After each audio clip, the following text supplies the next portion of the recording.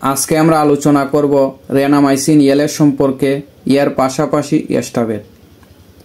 আপনারা যারা গবাদি পশু পালন করেন, অর্থাৎ গরু, মহিষ, ছাগল, ভেড়া, অবশ্যই এই দুইটি ওষুধ চিনে রাখেন, কারণ এই দুইটি ওষুধ দিয়ে অনেকগুলো রোগের চিকিৎসা করা যায়।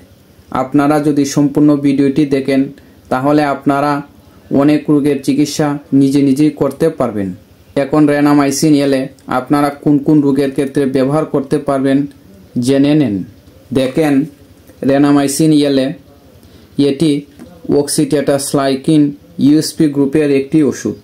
এর প্রতি মিলিতে রয়েছে অক্সিটেট্রাসাইক্লিন ইউএসপি 200 মিলিগ্রাম। এটি শুধুমাত্র গভীর মাংসপেশিতে বা চামড়ার নিচে একবার প্রয়োগ করলে 3 থেকে 5 দিন পর্যন্ত রক্ত প্রবাহে প্রয়োজনীয় মাত্রায় বিদ্যমান থাকে এবং রোগ নিরাময় করে। তাই আপনারা এটি ব্যবহার করতে পারেন। দেখেন এটি কোন কোন রোগের ক্ষেত্রে ব্যবহার করতে পারবেন। এটি একটি অ্যান্টিবায়োটিক ওষুধ।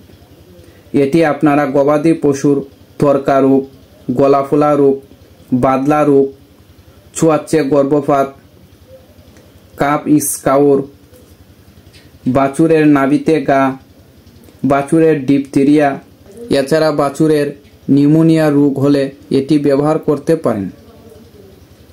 এটি গবাদি পশুর উলানপুলা, জরায়ুতে ফুজ, জরায়ুতে ফুলা বা ম্যাস্টাইটিস, গবাদি পশুর পা পচা বা ফুট রট, এইসব রোগের ক্ষেত্রে আপনারা রেনামাইসিন এলে প্রয়োগ করতে পারেন।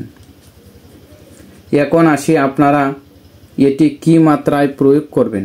আপনারা গবাদি পশুর 10 কেজি দৈহিক ওজনের জন্য 1 মিলি গভীর মাংসপেশিতে প্রয়োগ করবেন।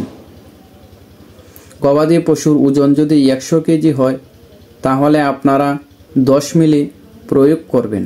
রেনামাইসিন এলে প্রয়োগ করার পাশাপাশি অবশ্যই আপনাকে গবাদি পশুকে এস্টাবেট দিতে হবে, কারণ এস্টাবেট এটি অ্যান্টিবায়োটিক ওষুধের সাইড এফেক্ট ও অ্যালার্জির সকল সমস্যা দূর করার জন্য দিতে হয়।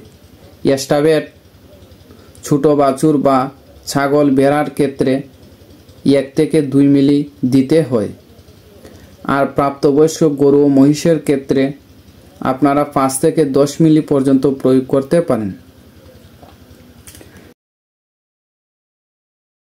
দেখেন, রেনামাইসিন এলের কিছু সতর্কতা রয়েছে। রেনামাইসিন এলে প্রয়োগ করার পর ইনজেকশন এর স্থানটিতে কোনো প্রকার মালিশ বা ছাপ দিতে পারবেন না।